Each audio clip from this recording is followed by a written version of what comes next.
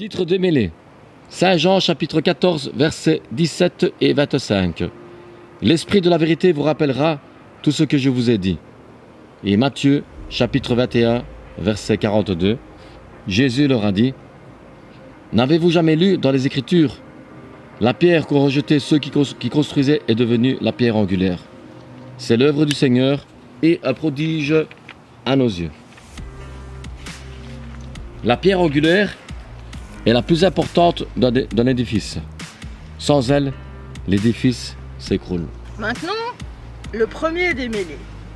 Pourquoi Jésus, fils du Très-Haut et pierre angulaire, a-t-il accepté de pardonner à Ève et Adam et refusé le pardon aux 200 anges du mont Hermon et à Lucifer, malgré leur demande de pardon? Pourquoi comparer Adam et Ève et les anges rebelles? C'est là le nœud de la controverse. Alors, démêlons-le. Pour cela, Sefer Publishing Group sur Internet nous a fait une playlist en 9 épisodes de Fallen Sons of God, Elohim, expliqué en anglais.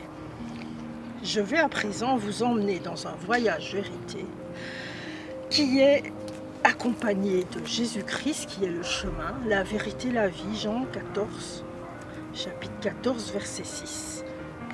Voilà. Le départ, le docteur Pigeon, dans Sefer Publishing Group, l'explique très bien. Mais je vais vous en parler quant à moi avec mes mots. Je vais tenter de vous expliquer. La première question qui me vient à l'esprit: est-ce la victime qui a tout manigancé ou les bourreaux? Sachant qu'Ève n'a rien essayé d'autre que de parler au serpent, et que ce serpent était le plus cunning ou rusé de tous les animaux du jardin. Ève a désobéi à l'ordre de Dieu, mais on ne dit pas qu'elle était rusée ou subtile. La deuxième question: en quoi consistait le fruit beau en apparence présenté par la femme serpent à Ève? Et pourquoi l'a-t-elle accepté? En quoi elle consistait? Une pomme, paraît-il. D'autres disent une figue.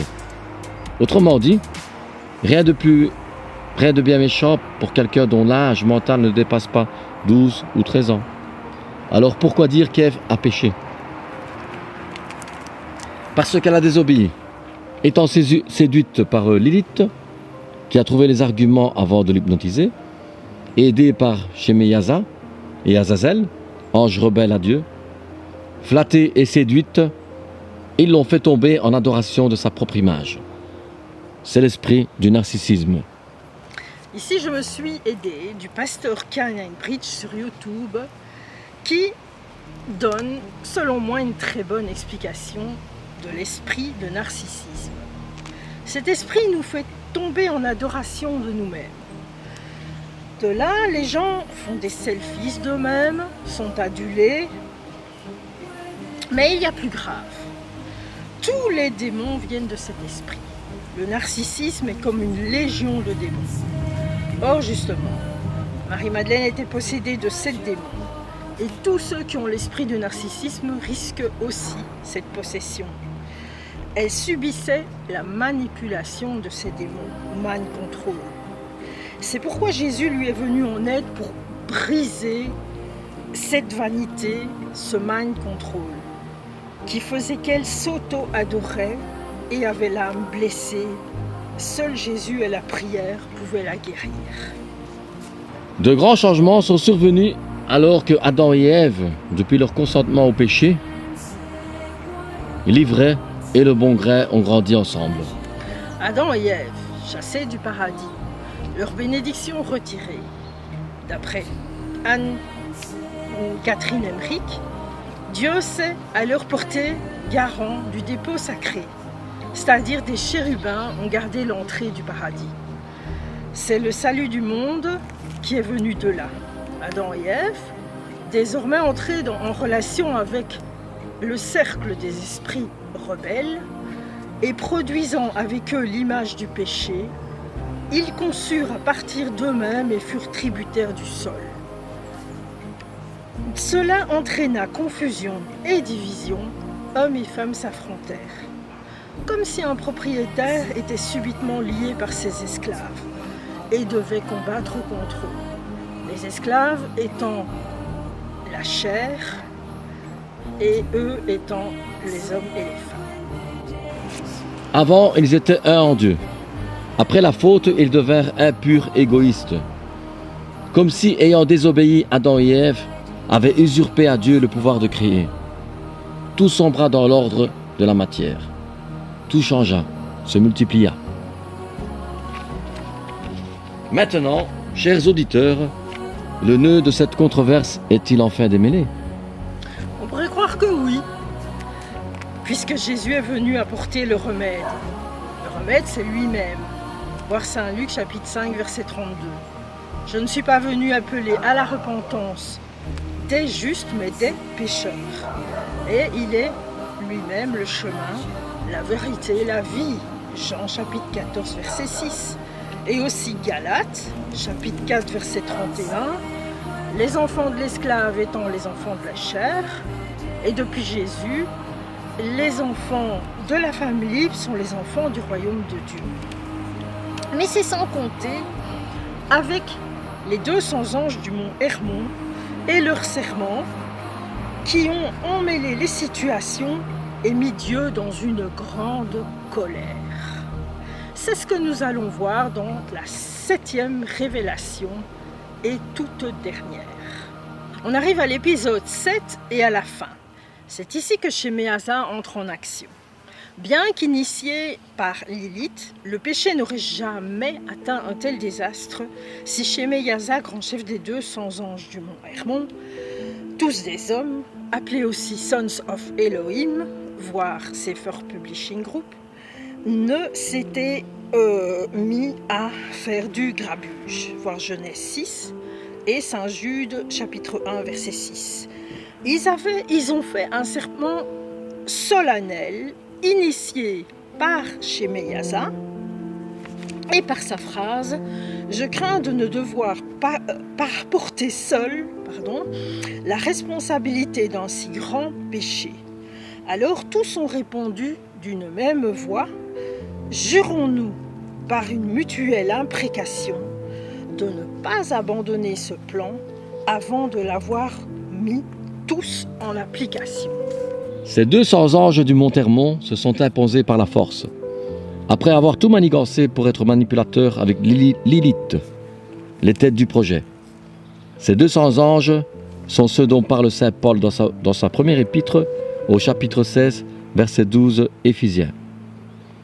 Car nous n'avons pas lutté contre la chair et le sang, mais contre les dominations, contre les autorités, contre les princes de ce monde de ténèbres, contre les esprits méchants de ces lieux célestes. Ces anges du mont Hermon, il y en avait 10 comme chefs, à part Sheméaza ayant initié, Kokabel, Tamiel, Ramaël, etc. Et les 10 leaders. Puis 200. Il y eut un combat dans le ciel.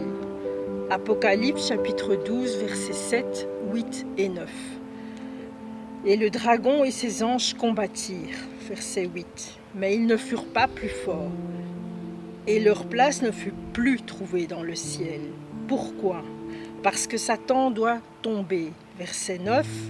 Et il fut précipité, le grand dragon, le serpent ancien appelé le diable, et Satan, celui qui séduit la terre toute, la terre. Il fut précipité sur la terre et ses anges avec lui. Après avoir violé les filles des hommes, on verra ça dans Genèse 6, où j'en parlerai, voyant qu'elles étaient jolies, ils en choisirent, leur enseignèrent tous leurs enchantements, sorcellerie, art de la guerre, etc. et pervertirent tous leurs sens jusqu'à les rendre entièrement comme eux. Les géants sont nés d'eux. Non contents d'avoir une première fois usurpé le pouvoir de Dieu. Apocalypse chapitre 12, versets 3 et 4. Un autre signe parut encore dans le ciel, un grand dragon. Sa queue entraînait le tiers des anges sur la terre. Nous avons Lucifer ayant entraîné un tiers des anges à sa suite dans sa révolte. Apocalypse chapitre 12, verset 4, mais aussi Isaïe chapitre 14, verset 12. 2. Il a tenté Ève en Éden, sa logique ne lui permettant pas de voir l'étendue de son abomination. 3. Il s'est mis à faire accepter son abominable plan par les 200 anges du mont Hermon. C'était un complice de Lucifer, qui ont dit d'une même voix, jurons-nous par un mutuel anathème ou imprécation, de ne pas abandonner ce plan, que nous ne l'ayons mis en application. En quoi consistait ce plan? Détrôner le Dieu créateur et sa création. À commencer par Ève qui malheureusement s'est laissée tromper, puis, tout comme Ève au départ, l'humanité ne se doute absolument pas que c'est possible. Humanité distraite par les distractions et autres tentations qui lui sont proposées. De quoi l'humanité semble ne pas se douter? La théorie du complot. Si on leur parle de toute la théorie, ils se bouchent les oreilles. Mais ce n'est pas seulement de cette théorie dont il est question, c'est de la vérité. Jésus n'a-t-il pas dit « La vérité vous affranchira » Jean chapitre 8, verset 32.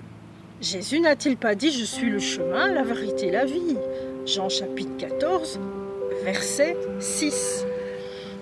Saint Paul n'a-t-il pas dit aux Thessaloniciens 2, chapitre 2, verset 12, afin que tous ceux qui n'ont pas cru à la vérité, mais qui ont pris plaisir à l'injustice, soient condamnés.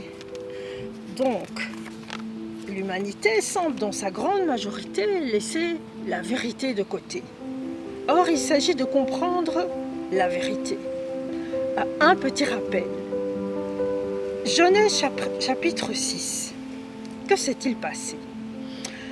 Des versets 1 au 8, on voit que ça aboutit à Noé, épargné par Dieu lors du déluge dans son arche.